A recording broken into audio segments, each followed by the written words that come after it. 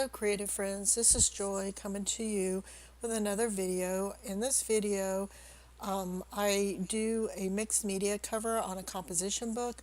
I was wanting to do something, make something for a friend at work for Christmas, and I thought that this would be a good project to do for her, where she would have a notebook to take her notes and things that she likes to do at work, but then also, it would be have a nice mixed media cover to it. So I just added some heavy bond quick drying glue to the cover, and I had a bunch of beads in this little jar of different sizes that I sprinkled in the glue, and I tried to make sure that the glue was thick enough so that when I put the things on the cover, then there'd be enough glue to hold it on there. And then I went through a stash of buttons and decided to put some of those on here, and some of them had backs on them like this flower button, so I just snipped it off, sanded it down a little bit, and stuck it on there. Once all of this dried, I took some white gesso and I decided to gesso the whole cover of the book. And you can see I added painter's tape to the spine because I really wanted to keep the spine the black that was on the composition book. So wanted to keep that clean.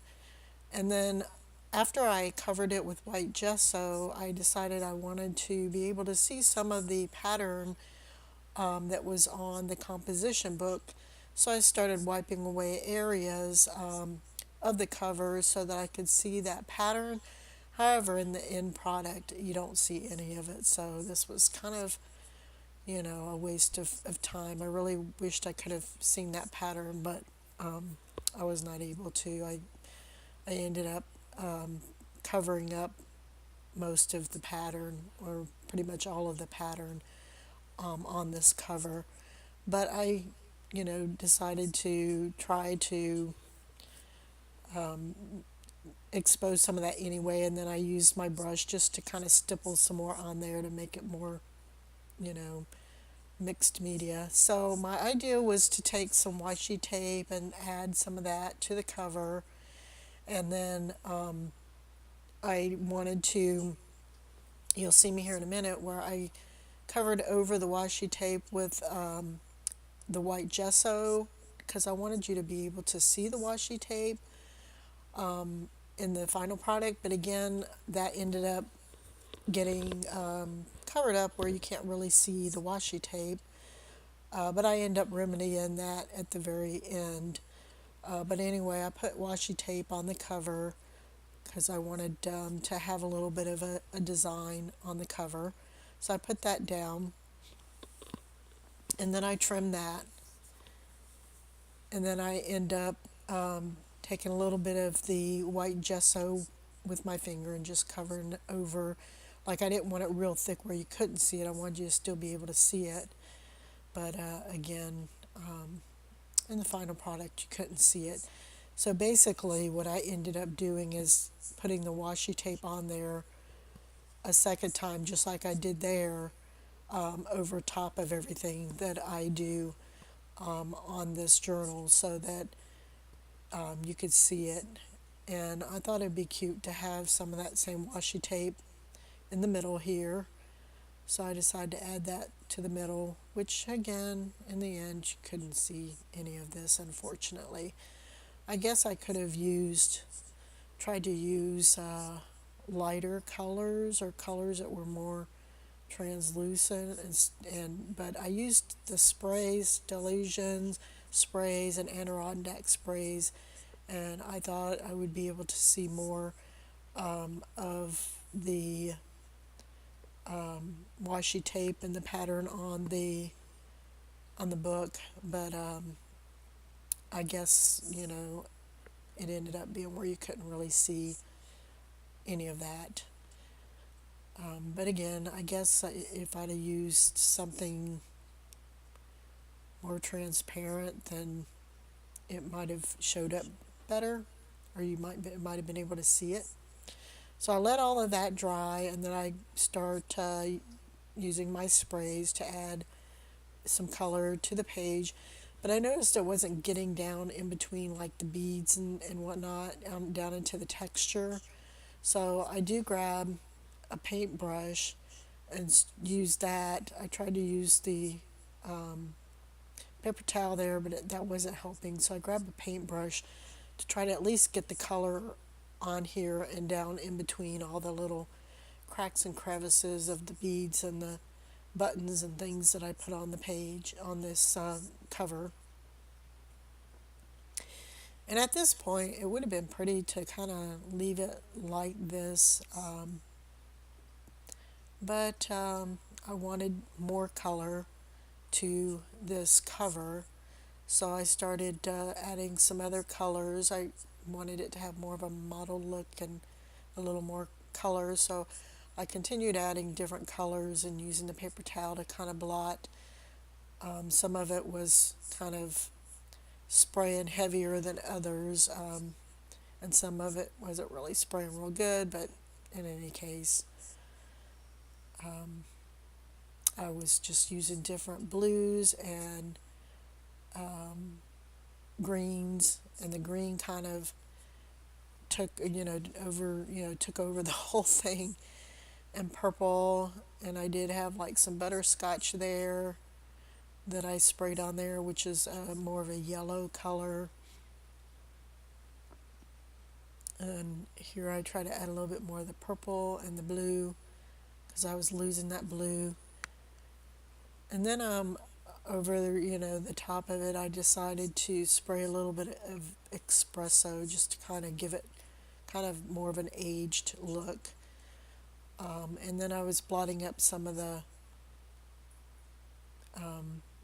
puddles that was on there and trying to use the paintbrush to get the color down in there in between everything. And when this dried, which you'll see in a little bit, when this dried, it actually dries much lighter. So I suppose I could have gone over it a second time, but and maybe I did. I can't remember now. I think I did. I might have gone over it a second time. But basically, I just kept spraying and blotting and getting it to where I was happy with it. And so then once it dried, I had some of this metallic paint and copper and decided to use that to brush over the top of everything to bring all of that texture out that was on the cover here. So that's what I'm doing here. And plus I figured that add a little bit more sparkle to it. And then decided to brush around the edges of it because it just seemed kind of flat, the colors did. And I really wanted to add a little bit more sparkle and shine to the cover. And then just in little areas on the cover, I add a little bits of the metallic copper paint. So that's what I'm doing here, just trying to add a little bit more to the cover. And as you can see, the washi tape is completely covered. You can't really hardly see it. And so I have this tag here that I wanted to put on here, and so I got a gold pen and wrote notes on the tag, except for it didn't stand out very well, and so I do eventually trace around it with a black Sharpie, but you'll see that in a minute. And I use my heavy bond quick dry glue to adhere that to the cover because of course I want to make sure that this all stays on there really well.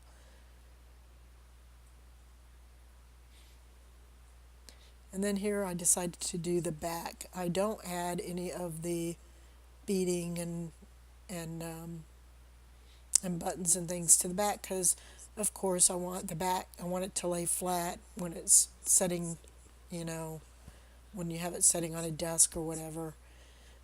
So I just quickly go over the back with some white gesso. I let that dry and then I spray it and blot until I get it where I'm happy with it. And at the end, add a little bit of espresso to age it.